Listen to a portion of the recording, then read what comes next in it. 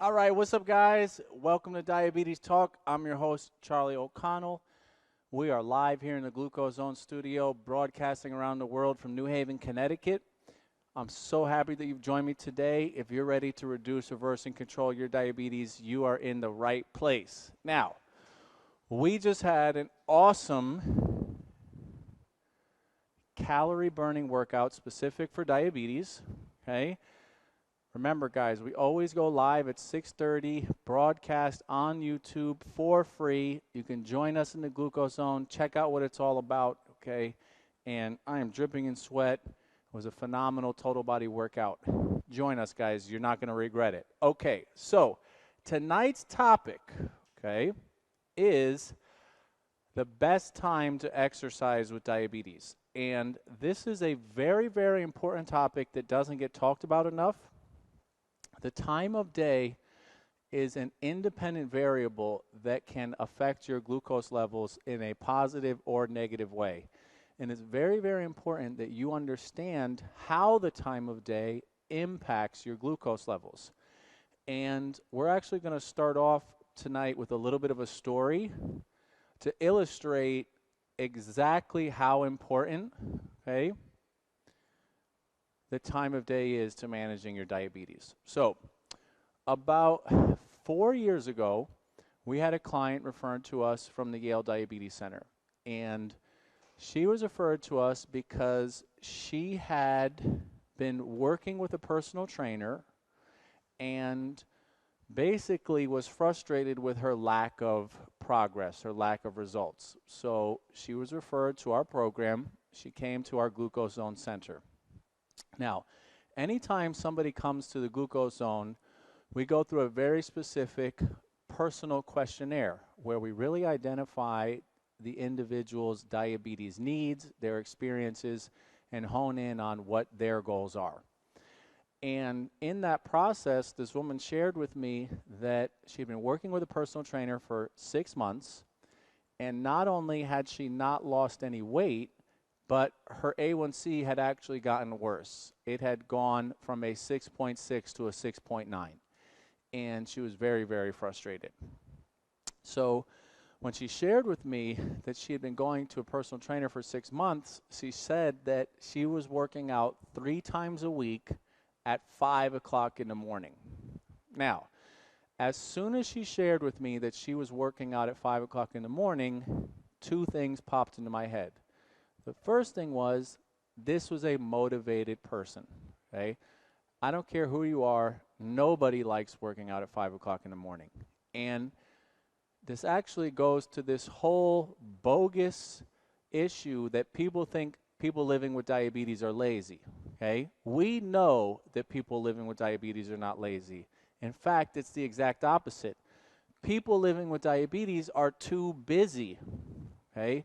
They're professional people, they're caretakers, they're parents, they're in school, okay? They're real people that are working hard.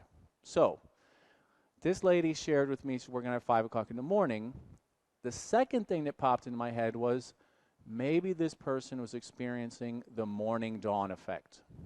So, what did we do? We scheduled to have this woman come into the glucose center at 5 o'clock in the morning.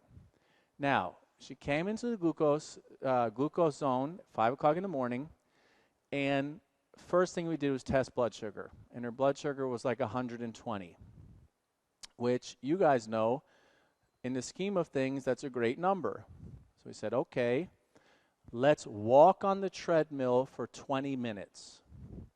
So she walked on the treadmill for 20 minutes, nothing crazy. We didn't do insanity or any kind of crazy weightlifting routine, just 20 minutes of walking on the treadmill.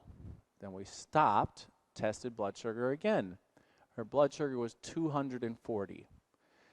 This poor woman threw her hands up in the air and she said, I thought exercise was supposed to help my diabetes. Why did that happen? And you could see she was terribly, incredibly frustrated. So I said to her, I said, well, is this what usually happens?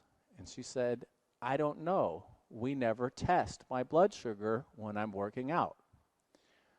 Okay, to make a long story short, this poor woman working out with a bozo personal trainer who didn't have the first clue about diabetes. And it turned out that this woman was experiencing something called the morning dawn effect. The morning dawn effect is a rise in glucose levels that can be exacerbated by exercise. Okay? And the morning dawn effect happens to many people. It actually happens to a lot of people who don't have diabetes. And what the morning dawn effect is when you go from a resting state to an active state, your body will naturally supply glucose. It will supply you with fuel to perform the activity. Okay? Now, for people who don't have diabetes and their endocrine system is working properly, when that rise in glucose levels occurs, then their pancreas secretes insulin and the glucose levels come down. People who have diabetes, that's not happening. There is some fundamental imbalance in the hormones taking place. And if you exercise while you have diabetes and you have the morning dawn effect, you can actually see a significant rise in your glucose levels, like this woman who saw her numbers go from 120 to 240. All right, so what did we do? Well, in this woman's case, we decided that exercise in the morning was not the right time for her. And we changed her exercise time from 5 a.m. to 6 p.m. after work. In 11 months, this woman, to her credit, lost 107 pounds. And her A1C went from 6.9 to 5.6, and her doctor completely took her off of all the diabetes medication that she was taking.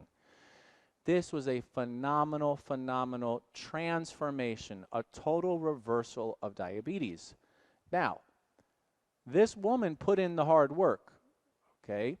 And I'm not, telling you that, if you just stop working out in the morning, you're going to reverse your diabetes. If you stop working out in the morning, you need to start working out in the evening. But in this woman's case, the time of day was playing a crucial, crucial role in her successful diabetes management, okay?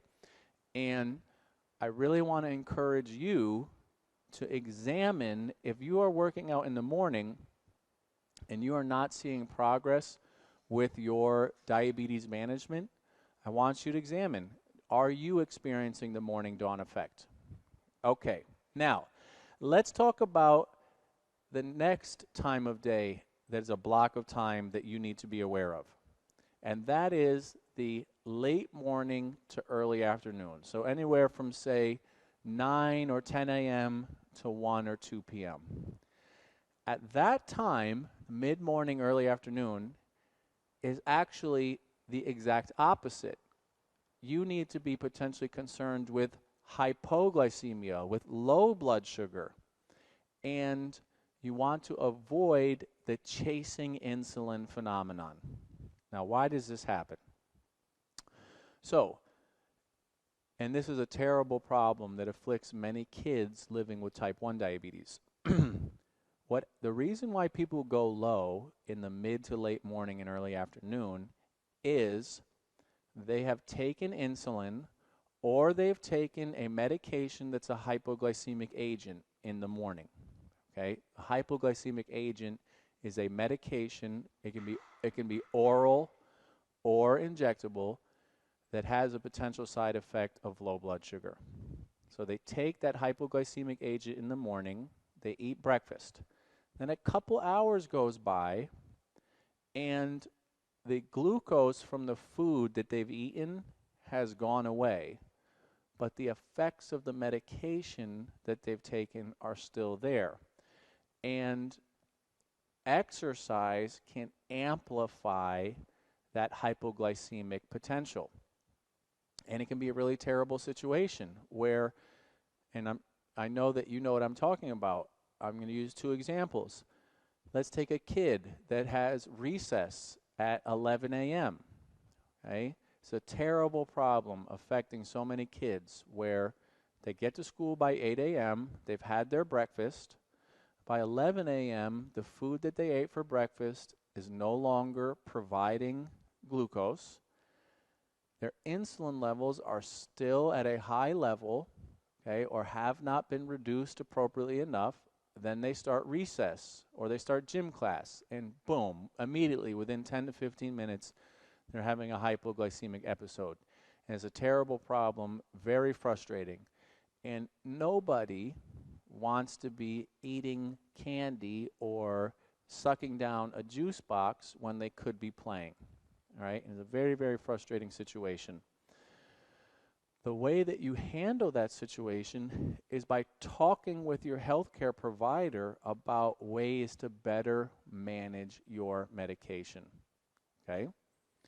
If you are not taking medication and you're not on a hypoglycemic agent, then exercise in the mid to late morning can actually be really beneficial for all of the same reasons that I just said.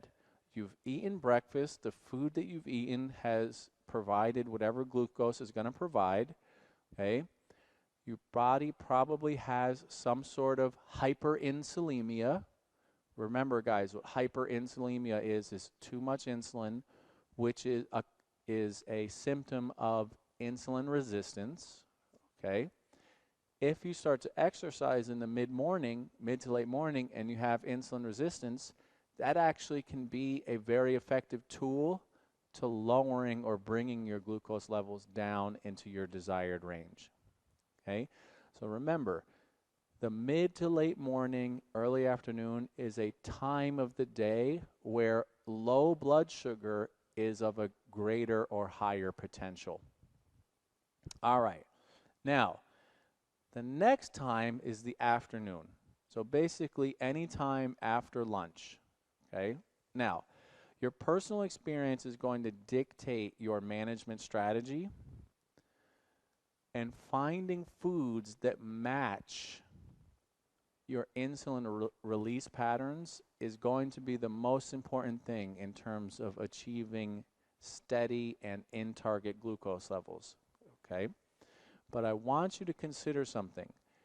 If you are experiencing high glucose levels in the afternoon or hyperglycemia, I want you to look back and consider, is the breakfast that you're eating having an impact on your glucose levels in the afternoon? And here's what I mean by that. There are many foods that are considered breakfast foods that are low glycemic index but have a high glycemic load. So let me break that down because this is very important to understand.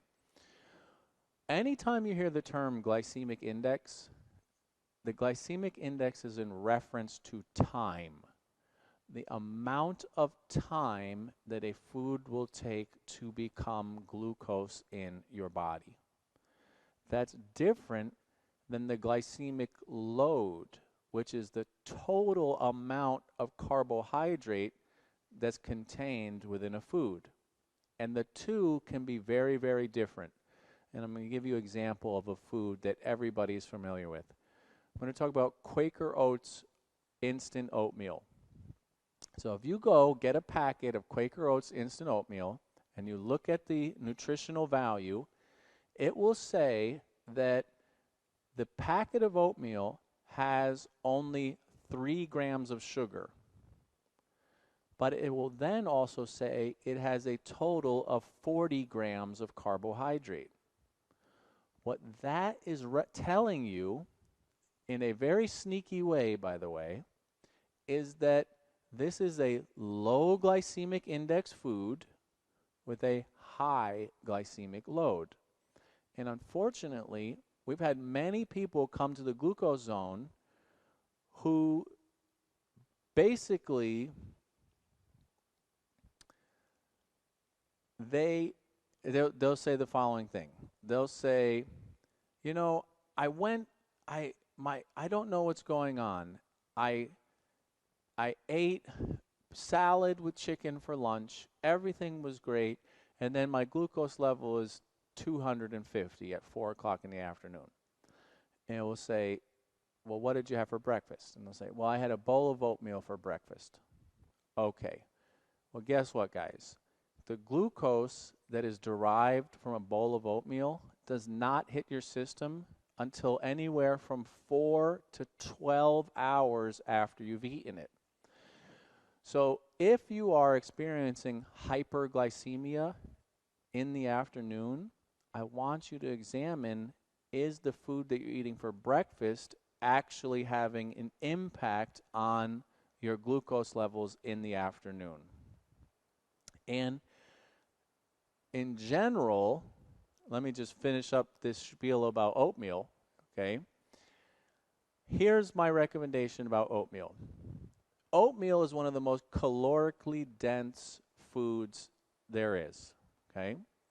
So if you work on the railroad, if you perform 12 hours of manual labor a day and you don't want to lose weight, you should eat a bowl of oatmeal in the morning, okay? But if you don't do 12 hours of manual labor a day and you do want to lose weight, okay, oatmeal is probably not the best choice for you, because oatmeal is going to supply your body with glucose-derived energy all day, okay? That's going to prevent you from achieving any kind of healthy fat metabolism. All right. Now, the last time is the evening. Okay, now, personal experience is going to dictate your strategy. And again, ultimately, you want to find foods that match insulin release patterns. But the key to avoiding nighttime hypoglycemia, which really is actually the big issue for type 1 diabetics, or take advantage of lower blood sugar levels in the evening, which is something that many people with diabetes actually benefit from, is understanding the relationship between the depletion of glycogen and an increase in sensitivity to insulin. What does that mean? Well, first off, I want you to check out our article about the parking lot analogy in the video that we've produced. It will help you understand where and how glucose is stored in your body. But to cut to this particular time of day, when you exercise at nighttime, okay, you empty out the glycogen stores in your muscles. And what that does is that makes you more sensitive to any insulin that your body is naturally producing or that you are administering through injection. You can use that to your advantage if you want, or you can take that information and better manage your diabetes so that you do not experience nighttime hypoglycemia, which is a terrible problem that affects so many people living with diabetes. And basically, here's what happens. They go to basketball practice, okay? And basketball practice ends at 5:30 or 6 o'clock. Or they go to a spinning class, let's say we're talking about an adult, or a hot yoga class at 8 o'clock at night, okay? And they deplete the glycogen out of their muscles. They then go home and they take their diabetes medication, not realizing that the exercise has fundamentally changed their sensitivity to insulin, and you actually require less insulin or less medication if you depleted the glycogen out of your muscles.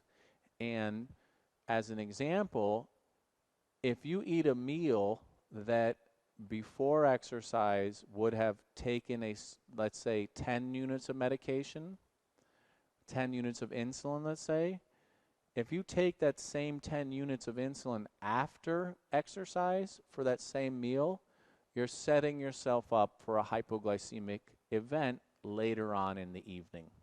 And it's a terrible problem that affects so many people unnecessarily. And from a timing perspective, post-exercise hypoglycemia happens in 2 waves. It has the potential to happen immediately after you've exercised, and then anywhere from 4 to 12 hours later, your body is going to experience this second wave of sensitivity to insulin. And it usually happens when you're asleep. And the reason why it happens is because when you are asleep, that is your body's natural time to replenish and restore the glycogen reservoirs in your body. Okay? So if you are experiencing nighttime hypoglycemia, and it's a terrible, serious problem, and there's a really, really terrible phrase called dead in bed. And what dead in bed is referring to is when a type 1 diabetic dies in their sleep from a severe low blood sugar episode. If anything like that, if you're anywhere close to that happening to you, you need to talk to your healthcare provider about making adjustments to your medications, okay? Because that does not have to happen. That is not a reality or a fact of life. That's not just something that people with diabetes need to deal with. And the reason why I say it like that is because I have experienced it. I've experienced the fear, the anxiety, the frustration of being scared to go to bed, okay? And I can tell you from personal experience, it doesn't have to be that way. You just have to work with your healthcare provider to get on an appropriate medication regimen. So I really actually want to emphasize that more than anything else with these time of day things. Talk to your healthcare provider. Now, having said that, yes, nighttime hypoglycemia is a terrible thing. But if and when you talk with your healthcare provider and you get your medication routine in the right place, exercising at nighttime can actually be an amazingly positive thing for you. And in my case, I rely on exercise at nighttime to help improve my sensitivity to insulin because guess what? I like to eat, okay? When I go home tonight, I'm going to get it on with an awesome meal that is definitely going to include carbs, okay? Now, I'm on a popsicle kick these days, okay? But whether you like yogurt or ice cream or popsicles or whatever, okay? Increasing your sensitivity to insulin at nighttime is actually a wonderful way of enjoying the foods that you like to eat for dinner and not having to worry about high glucose levels the next morning. Okay? So I want to encourage you to explore that. I want to encourage you, especially if you're an adult, okay? Nighttime exercise can actually be a wonderful, wonderful way to achieve better morning time glucose levels. And in my case, that's something that I actually really, really benefit from. And I want to encourage you to explore that, okay, if that's something for you.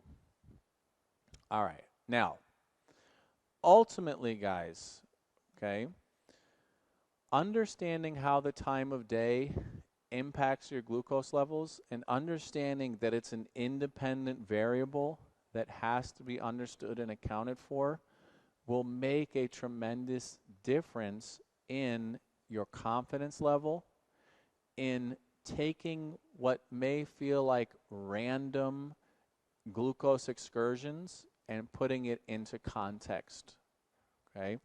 And when you start putting these experiences into context, it can become a very empowering and exciting thing because there's nothing more frustrating than a random change in your diabetes.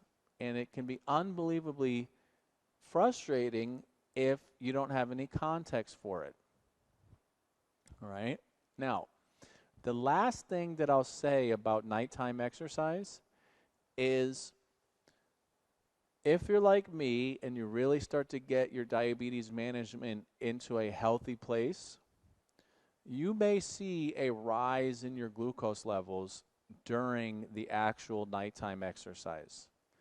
And in my case, like for example, when we did our GlucoseZone workout this evening, my glucose level started at 148. It went slightly down to 124. I then kept working out in between our live session and this diabetes talk show. My glucose levels may definitely start to go up. And I could even get home tonight. It'll be 8:30 by the time we're done. My glucose level could be 200, okay? And what that is a post-exercise spike in your glucose levels. Do not worry about that. That is actually a very healthy thing, because what that means is that your body responded to the stimulus of exercise and broke down and supplied fuel for your body to use, okay? And if you have type 1 diabetes, or if you're managing your type 2 diabetes with insulin, do not make the mistake of correcting for that spike in your glucose levels. So what do I mean by that? Let's say I get home and my glucose level ends up at 200. I am not going to take more insulin to cover that 200. I'm just going to take whatever the amount of insulin that works for me for the meal that I'm going to have, okay? And, you know, the ideal meal that I would have would be some form of lean protein, like grilled chicken, some form of starchy vegetable-based carb. So in my case, I love sweet potatoes or beets or corn, something like that. And then a nice big baby spinach salad, okay, with plenty of different rainbow-colored vegetables and maybe some different berries, okay? Doesn't that sound delicious? Grilled chicken sautéed in olive oil with garlic, sweet potatoes and baby spinach salad. I'm ready to eat, guys. You should be ready to eat too, okay? That was a quick 30 minutes. We're going to end it on that note. Guys, if you're ready to reduce, reverse, and control your diabetes, join us in the GlucoseZone, okay? Download the GlucoseZone app. We've got digital coaches that are ready, willing, and able to help you with the specifics that you need to know to reduce your A1C, to lose weight, and start having success. And whenever you're ready, we're ready to help you, okay? That's it. Thank you so much. We'll see you on Thursday night for another awesome GlucoseZone workout and another session of Diabetes Talk. Thank you, guys.